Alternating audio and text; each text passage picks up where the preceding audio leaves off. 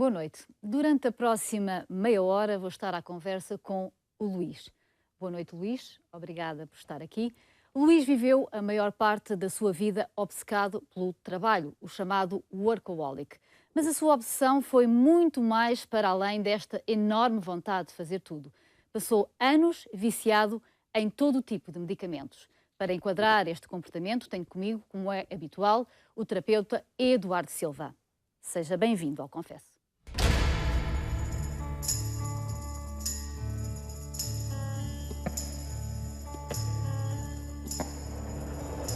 This is the end, beautiful friend. This is the end, my only friend, the end.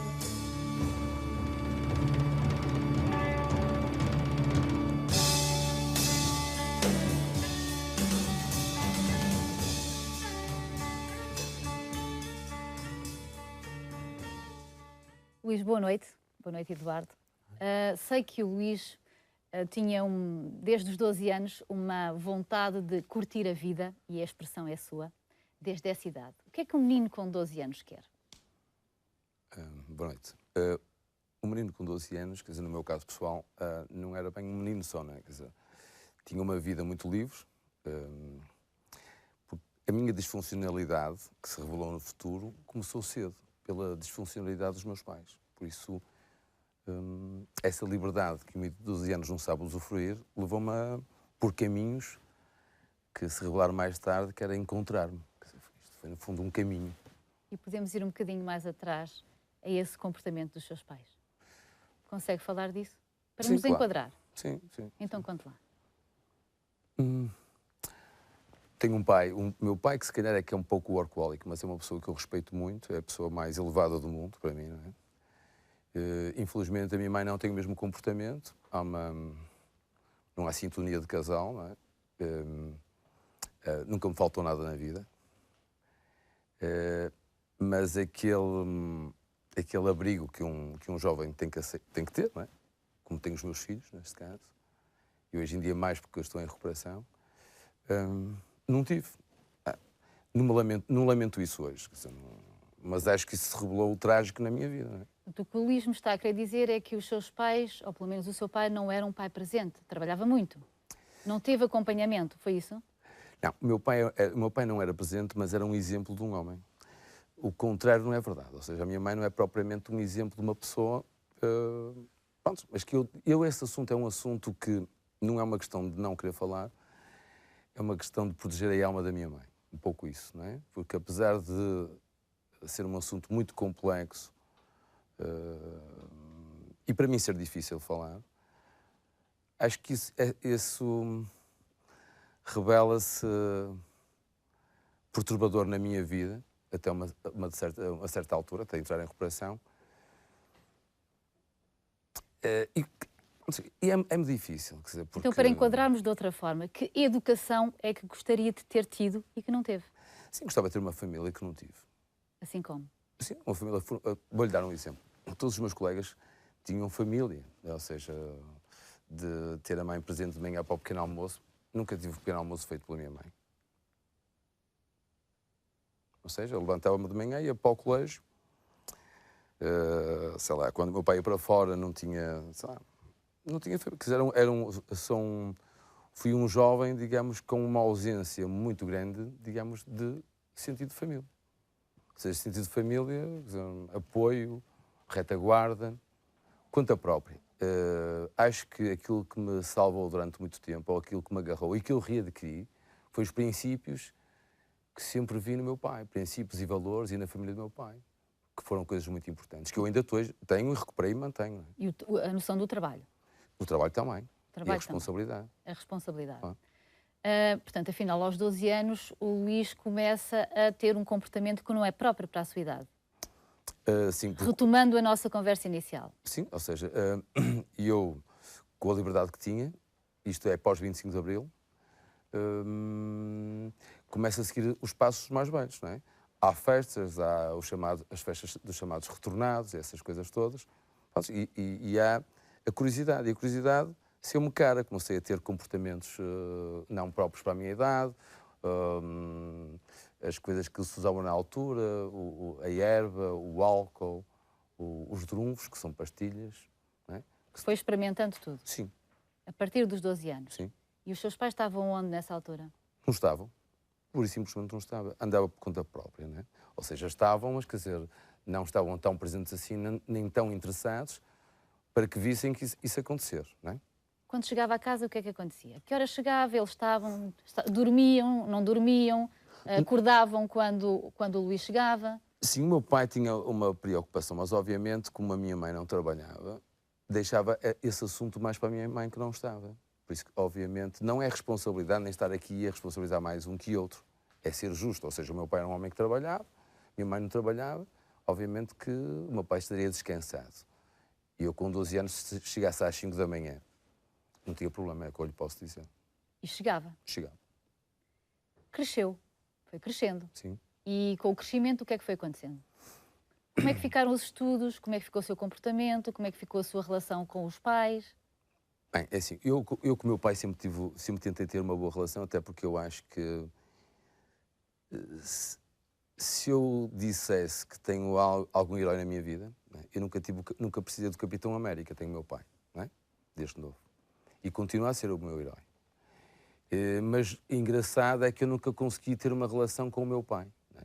O amor é tanto, mas havia aqui uma distância e também tinha um certo ressentimento, porque, para ser claro, é assim, eu e a minha mãe não temos relação. É um assunto que para mim ainda hoje não gosto muito de falar, porque há sempre aquela ideia de uma mãe. E a minha mãe é a minha mãe e será sempre. Mas eu não sei o que é uma mãe. Pelo contrário, há aqui um certo ressentimento e esse ressentimento muitas vezes o meu pai levou com ele. Mas está a falar de afetos. Sim. Não há afetos. Não. Não houve afetos. Muito bem. E, portanto, eu perguntava que foi crescendo e o que é que foi acontecendo? Retomando aqui a minha Cresci pergunta. sozinho, por exemplo, reprovava por faltas, mas os meus pais não sabiam que eu reprovava por faltas, não é? Por exemplo. Não sabia porque escondia ou não sabia porque eles não se interessavam? Eu acho que nem sequer, se me perguntar isso hoje, eu não sei responder porque isso era normal na minha vida. Ou seja, eu acordava de manhã, o meu pai estava para fora. Nunca me faltou dinheiro, na verdade. Era uma família economicamente bem estruturada. Sim, sim. Isso nunca me faltou dinheiro, mas, quer dizer, aquele apoio que um jovem tem que ter logo depois, naquela altura dos anos 70, era muito complicado um jovem com dinheiro sem saber para onde ir, não é? E acha que é só na altura dos anos 70? Isso hoje também se coloca. Sim, claro, mas há uma mudança. Eu costumo dizer, se fizesse um filme, fazia um filme da juventude perdida, que é aquela juventude depois de 25 de Abril, não é? Que não sabe muito bem para onde é que há de... O seu caminho. Não sabe muito bem para onde é que há de ir, não é? Quer dizer, os estudos, há grandes alterações no sistema educativo, começam a haver outras oportunidades, quer dizer... Qual foi o grau de escolaridade a que atingiu? E eu, antes de entrar em recuperação, não cheguei a fazer o 11º ano. Hoje em dia sou universitário. Mas casou cedo. Casei com 18 anos, ia fazer 19. Porquê? Uh, Era cedo para a altura? Era isso que queria? Eu era uma pessoa que procurava afetos e nessa altura tive uma pessoa que me deu afetos. Alguém que se calhar que me deu uma família emprestada. Eu gostava muito de almoçar e jantar na casa da minha ex-mulher, porque pelo menos tinha uma família. Pai, mãe, Natal, Páscoa, paz. E acho que uma mistura de jovem apaixonado, porque, obviamente, que gostava da pessoa com quem me casei, mas não tinha maturidade nenhuma, não é? E agora vamos tentar aqui perceber uma coisa. Temos um Luís, entretanto casado, que a consumir drogas, entretanto entra no mundo dos medicamentos. E como é que tudo isto se conjuga? Uma relação, os afetos, a droga, os medicamentos e a vontade de trabalhar, porque o Luís sempre foi um homem apaixonado pelo trabalho, pela vontade de fazer coisas. Portanto, conte-me este mundo que simultaneamente está aqui uma série de peças, não é? Parecem soltas e como é que você as juntou todas? Bem, eu comecei a trabalhar muito jovem, não é? Com que idade? 18 anos. A fazer o quê? Trabalhava em turismo. Se assim se pode dizer. Pronto, eu gostava imenso da minha profissão. Comecei por baixo, mas rapidamente, até porque gosto de trabalhar, gosto de interação, mas Há coincidências na minha vida engraçadas. Eu sou promovido àquilo que quero fazer, que esta não era mais de relações públicas, em contacto com pessoas e a viajar. Nessa altura separei-me. Ia fazer 20 anos, por isso que tive pouco tempo casado. Não é? Separou-se porquê?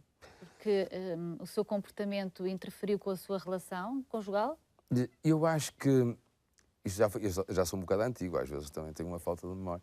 Nessa altura eu acho que é uma mistura da minha família, né? Neste caso da minha família, com a família da minha mulher, há aqui, digamos, e há uma disfuncionalidade também da minha parte. Há disfunções de todo o lado. Eu acho que a minha disfuncionalidade foi acompanhada por outras disfunções. Eu sozinho não era disfuncional. Ou seja, eu não sou uma pessoa, tanto é que eu recuperei e sou a pessoa que sou hoje porque recuperei. Não era porque eu tinha problemas. Eu recuperei-me a mim próprio. Nessa altura eu não estava sozinho na disfuncionalidade. Eu acho que os meus sogros eram disfuncionais, meus pais eram disfuncionais, o mundo que me rodeava era disfuncional, eu era muito novo, não tinha maturidade, tinha conhecido drogas, medicação, álcool, refúgios. Aos 20 anos vi-me sozinho. Foi complicado. Ou passou a ver o mundo dessa forma? Todos estão contra mim? Não. Não. Não. Muito bem. E os medicamentos, como é que começam a entrar na sua vida? O que é que acontece para, simultaneamente, consumir drogas e medicamentos ao mesmo tempo? Há duas formas de tomar medicação, não é? A medicação por divertimento quando eu era jovem, não é? E depois vem a medicação mais tarde para impedir que eu usasse drogas. Então vamos falar de que tipo de medicamentos estamos a falar e o objetivo que pretendia com eles. Bem, agora quando me disseram para vir aqui, essa situação da medicação e das drogas é complexa porque realmente eu mostrei tudo e eu usei drogas e usei todo tipo de drogas, mas custou imenso usá-las e desde muito cedo que quis parar. Então pedi ajuda muito cedo à medicina, à psiquiatria. E então, de uma forma séria, tentei tomar medicação para parar de usar drogas e para ter uma vida coerente com aquilo que eu queria, ou seja, trabalhar, ser um homem de família, e não conseguia. E claro, muitas vezes aquela medicação receitada acaba por se tornar também numa droga, porque quem usa medicação como eu usei, é fácil manipulá-la. Não é? Tomou medicamentos por receita médica, mas passou a tomar outros por livre vontade, espontânea vontade. Automedicação. Claro. Estamos a falar de que medicamentos? Todo tipo de medicamentos, ou seja, posso lhe dar as marcas, se quiser. O objetivo que pretendia com eles, para combater o quê? Eu posso lhe dizer, eu próprio, ainda hoje, se voltar atrás, eu tenho alguma... eu devo ser daquelas pessoas que não devem falar da psiquiatria, que eu tenho a dizer muito mal. Naquela altura dizia muito bem, eu ia ao médico e ele receitava medicamentos em triplicado, eu ia à farmácia e trazia 3 sacos de medicamentos. Por isso, para quem tem problemas de drogas e de medicação... Trazia o quê? Antidepressivos? Vou-lhe dar um exemplo. Dormicum, que é para dormir, com efeito hipnótico, que é muito bom para quem usa drogas, não é? Até se pode destilar. Sei lá, Xanax, Ziprex, outros medicamentos que eu nem me lembro, de Remeron... Prozac,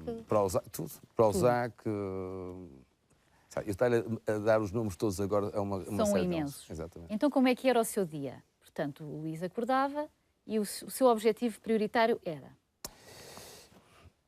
Havia dias que eu pedia a Deus de manhã para não beber, por exemplo. Porque se eu bebesse ia estragar o meu dia. E era muito solitário. E então, para não beber e para ter um bom dia, tomava medicação. E às vezes não chegava, então tomava. E essa medicação era para controlar a sua ansiedade? Exatamente, a ansiedade. E psicologicamente estava bastante afetado, porque se eu saísse de casa sem medicação, mesmo, eu tinha que ir ter no bolso. Andava sempre consigo? Tinha que ser. Sim. Até poder não precisar, mas se ela não estivesse no bolso era um problema, não é? Voltava para trás. Depois, porque eu não queria usar drogas, nem queria beber. A dificuldade era conseguir fazê-lo. Por isso a medicação, a mistura aqui da medicação, do álcool, das drogas, porque eu queria ter uma vida boa, e queria trabalhar, e queria ser um homem capaz, mas a partir de uma certa altura perdi o controle de mim próprio. Não é? E quando perco esse controle, também perceber que as outras pessoas não percebem o que é que se passa comigo, faz com que eu me esconda de mim próprio e dos outros, não é? Por Por isso, quer dizer, muitas vezes, sozinho, no carro, na casa de banho, etc.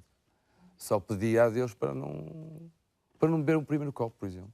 Eu, por exemplo, o álcool sempre foi um problema para mim grave. E não era preciso beber muito. Conseguia fazê-lo ou não? Uns dias conseguia, outros não conseguia, mas o controle sobre o conseguir e não conseguir foi sendo cada vez menor. Não é? Vou pedir aqui a ajuda do Eduardo para nos tentar enquadrar aqui uma questão complexa, porque temos aqui uma adição com medicamentos, com álcool, com droga e com excesso de trabalho. Excesso de trabalho também é uma adição? Sim, o workaholic é uma dependência em que a pessoa dedica muito tempo à volta do trabalho, muitas horas.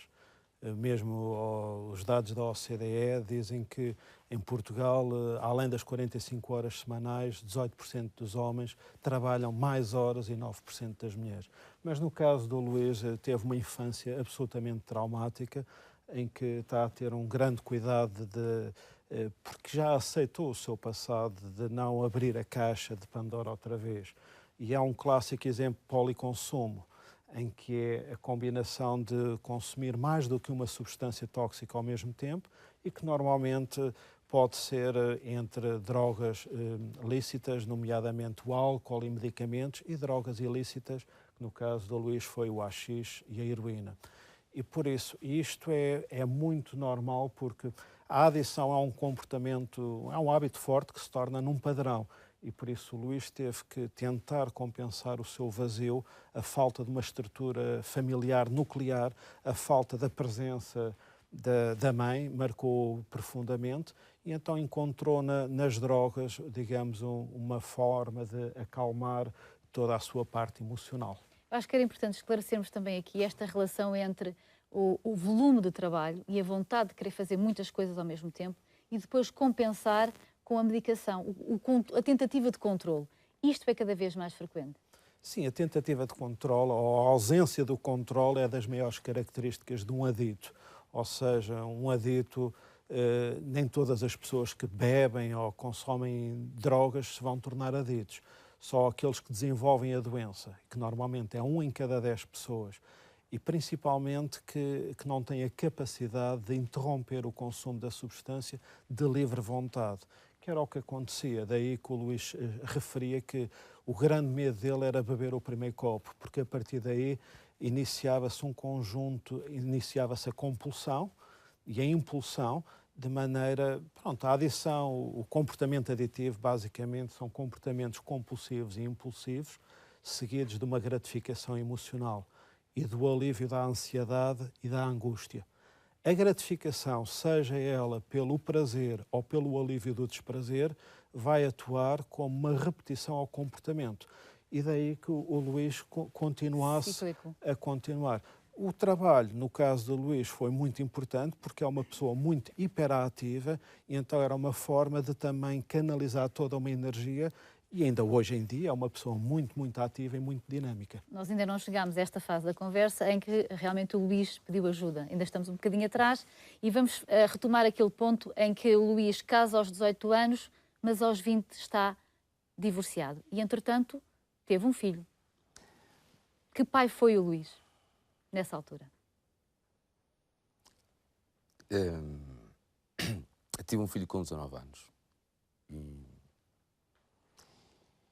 Pronto, aos 20 anos saí de casa e nessa altura acho que a minha vida mudou aí, ou seja, pedi ajuda, mas se calhar não tive a ajuda que... Não tive ajuda. Acho que a minha família estava muito preocupada com a falecida da minha mãe, né? Por isso... E acho que aí me perdi completamente, né? Durante algum... Aí perdi-me bastante. Aí, a rua... acho que nunca fui um menino de rua e essa parte aí foi complicada. O que é que está a dizer a rua? Quer dizer o que é que A rua é, por exemplo, dormi muitas vezes na estação. Dormiu na rua? Sim. Porque o tiraram de casa? Ou por livre vontade quis Porque sair? não tinha para onde ir. Ou seja, tinha um quarto pago, mas às vezes tinha a porta fechada do quarto e por isso, como em condições, as condições eram muito fracas e por isso, como não chegava às 11 horas da noite, fechava-me o quarto e eu tinha que dormir no portal ou na estação de Campanhã. E onde é que ficou o trabalho nessa altura? trabalho continuou sempre. Conseguiu conciliar tudo? Tinha força, era uma pessoa com bastante força. Eu, a partir de, sei lá, dos 29 anos, comecei-me a sentir debilitado. Mas até aí eu conseguia, mesmo sem dormir, a ressacar, com dificuldade a trabalhar, eu conseguia trabalhar sempre. Aliás, eu sempre soube que tinha que trabalhar. E eu costumava dizer na brincadeira que quando me portava mal era o dia que chegava mais cedo ao trabalho, não é? Porque eu chegava mesmo cedo. Quem é que lhe vendia os medicamentos que o Luís precisa? Ora bem, quando eu era jovem, utilizava os medicamentos da minha mãe, que era fácil. Depois, e misturava com álcool, é fácil. Depois, os medicamentos nessa altura vendiam-se como se vendiam drogas. Mais tarde, quando é detectada em mim consumos de drogas duras, nunca mais precisei de comprar comprimidos, porque os psiquiatras receitavam muita medicação. Eu até tinha para mim e para vender, se quisesse. Não é? Portanto, andava sempre acompanhado de imensas caixas de medicamentos. Sim. Quando é que chegou ao limite de pedir ajuda? Como é que isso aconteceu? Bem, eu nunca Em que estado é que se encontrava? Eu nunca pedi verdadeiramente ajuda, porque se calhar eu nunca, no meu subconsciente, eu nunca a quis. Ou seja, eu queria, mas não queria. Era uma luta contra mim. Eu durante muito tempo tive a confiança que não precisava de ajuda e que conseguia lidar com o problema. Não é? O problema foi quando, aos 29 anos, comecei-me a sentir debilitado e comecei a entrar em depressões. E o mais difícil foi parar de usar. Não é? Ou seja, comecei a entrar em depressão, medo de perder o trabalho. Tinha uma boa posição na altura, não é? Era quase superior de uma empresa. Comecei a emagrecer, fiquei com 56 quilos. Ganhava bem? Ganhava muito bem. Mas era quase só para mim, não é? Meu pai sempre me ajudou. Gastava tudo? Sim. Meu pai sempre me ajudou. E pronto, aos 34 anos pedi verdadeiramente ajuda ao meu pai, mas não aguentei. Então fui para um hospital. Tive um processo hospitalar grande, ou seja, aos 34 anos eu próprio me demiti, porque não aguentava o trabalho. Não aguentava. Entrei num processo depressivo enorme, não é? Pronto, e comecei a entrar em hospitais. Pronto, então, era internado, estava ali uns tempos, no hospital, na psiquiatria, quarto de isolamento, e não resultava? Não resultava, aliás, cada vez era pior, cada vez me isolava mais. Porque fui perdendo a autoestima, ou seja, a partir do momento que perdi a força e comecei a entrar nesse processo a partir dos 34 anos, foi muito difícil recuperar, porque ao perder o emprego, perdi a última coisa que me restava, que eu achava, que era a minha dignidade. Não é? Na altura, hoje não acho isso, mas... Então o que é que resultou para estar aqui hoje a conversar comigo? Um agradecimento em particular ao meu pai e ao meu filho, que na altura tinha 24 anos. E eu, a partir de uma certa altura, perdi-me mesmo, não é? Perdi-me mesmo em bairros e não sei o quê. Ou seja, estas coisas de ser adito ou não ser adito, que para mim nunca me preocupou, mas acho que somos todos iguais. Independentemente de ter nascido bem, de ter possibilidades, de ter cultura ou não, um bom emprego, acabei no mesmo sítio que todos acabem, não? E então, um dia cheguei a casa, claro que eu manipulava, eu queria entrar em recuperação e não queria entrar na recuperação, não é? Mas nem sabia o que era isso. E um dia a minha família uniu-se, e principalmente meu pai e meu filho, e quando cheguei a casa, da rua, não é? Mal. O meu pai tinha conhecido uma senhora num certo sítio que conhecia Vila Ramadas, neste caso, e o meu pai disse-me simplesmente uma coisa, não é? Que, tu agora vais tratar, mas de uma maneira diferente. E pronto, eu tentei escapar e tentei dizer, não, vou ao médico na segunda-feira, eu nem tinha noção de como é que estava. Mas tem que ser assim. E então, meteram-me no carro e eu rendi-me aí porque eu não voltei para trás, nem para a rua, porque tinha 40 anos e já não tinha força nem saúde para andar na rua, não é? À chuva ou qualquer coisa assim. Por isso, tive que me render. Então, lá vim eu. E então conheci Vila Ramadas, que eu pensava na altura que aquilo era uma extensão de um hospital qualquer que tinha estado, e pensava que o meu pai me estava-se a livrar de mim e a minha filha estava a livrar de mim. Acho que estava um bocado mal e só passado pouco tempo, aliás, tive alguma dificuldade a perceber onde é que estava quando cheguei a Vila Ramadas. Não é? Eduardo, o Luís tentou escapar de Vila Ramadas? Escapar não é o termo. O Luís chegou à nossa unidade de saúde quando tinha 44 anos, depois de uma sucessão de internamentos. Por isso, o Luís já estava muito sofrido e tinha feito muitas tentativas, mas todas elas à base de medicação. Na unidade terapêutica onde ele conseguiu se encontrar, focava-se muito mais no seu valor próprio, na autoestima, em reforçar todas as qualidades e principalmente fazer as pazes com ele próprio. Ele tinha que perdoar. Ele, ao princípio, falou muito de ressentimentos do pai, da mãe, e por isso chegou a uma altura que ele tinha que parar de odiar o mundo e as pessoas e a ele próprio. E conseguiu fazer um trabalho de introspeção e de maneira a perdoar e libertar toda esta carga negativa para aceitar e para hoje ser um testemunho vivo e real de que é possível ter 7 anos em recuperação. Foi isso que aconteceu, Luís? Ganhou essa autoestima, perdoou a quem tinha que perdoar? Perdoei, claro. Mas, como o Eduardo estava a dizer, houve um processo. Primeiro dizer que não acreditava que fosse possível viver sem, pelo menos, usar pastilhas. Pelo menos isso, não é? As drogas e o álcool também, mas pastilhas era impossível. E custou muito deixar de usar pastilhas. Era impensável em casa deixar de usar pastilhas. Sofri muito. A mensagem que eu gostava de dizer é que é preciso ter uma capacidade enorme para deixar as pastilhas. Custou-me mais deixar as pastilhas do que as drogas. E naqueles quartos daquela clínica, a minha autoestima vem quando me diziam: opá, tu és um indivíduo que nem pedes pastilhas. E aquilo deu-me uma certa orgulho. Vou-lhe dar um exemplo. Havia um monitor lá no centro que me dava uma certa... dava-me valor por eu conseguir estar a ressacar a noite toda acordado, sem bater à porta a pedir uma pastilha. A pedir essa ajuda. E essa palavra que ele me deu, foram poucas palavras. Isso deu-me força e autoestima para continuar. Porque se calhar se não fosse essa pequena palavra, eu não tinha conseguido ressacar, por exemplo. Porque foi preciso ter capacidade para ressacar. E eu só consegui fazê-lo fechado, em primeiro lugar. Depois foi... eu nunca falei disto, por acaso. Depois foi o facto de não estar sozinho. Depois foi uma ou outra pessoa dentro deste centro. Eu era uma pessoa muito fechada, era difícil chegar a mim, não era tão faladora como sou hoje. Agora é um falador. Exatamente. E então confiei numa certa pessoa. Depois eu assustei-me a olhar para a minha vida, porque olhar para a minha vida como olhava antigamente e depois de estar sóbrio é outra coisa. Falou-me do meu filho, então eu digo-lhe assim, eu quando olhei para a minha vida, é muito difícil pensar que fui pai. É o que eu lhe posso dizer. Aliás, porque meia hora não dá tempo para falarmos disso tudo, não é? Mas eu gostava de falar um bocadinho ainda nesses últimos minutos que nos restam. Mas era injusto, para mim, para o meu filho, porque... Esta pergunta que eu lhe vou fazer talvez seja difícil escutá-la.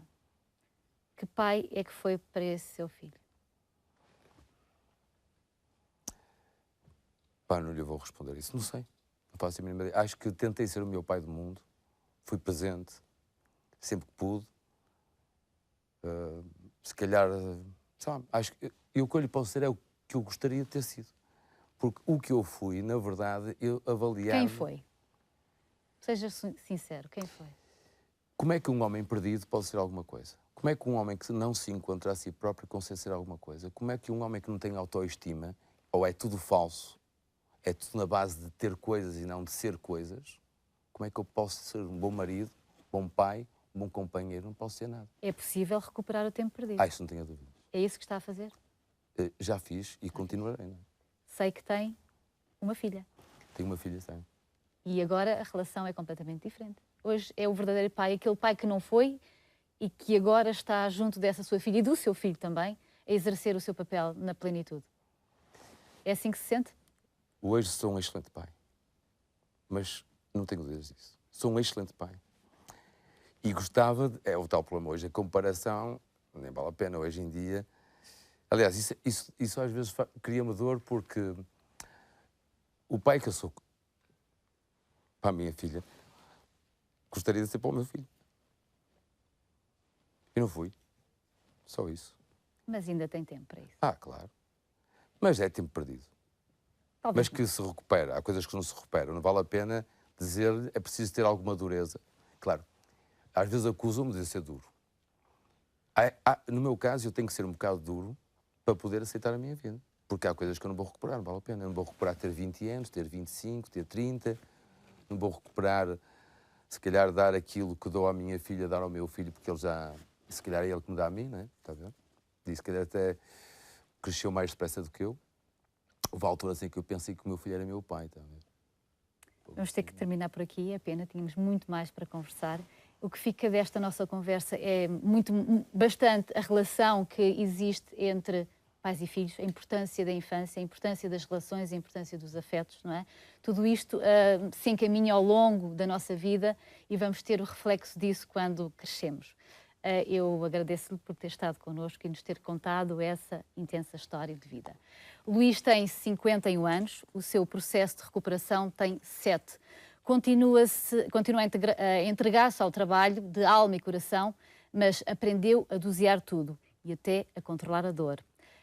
Não toma uma aspirina, é um homem livre. Para a semana estamos de regresso com o caso de Bruno. Vamos falar de uma adição que para muitos é nova. Vigorexia, a obsessão pelo culto do corpo. Não perca, quando consigo. Até lá. This is the end, beautiful friend. This is the end, my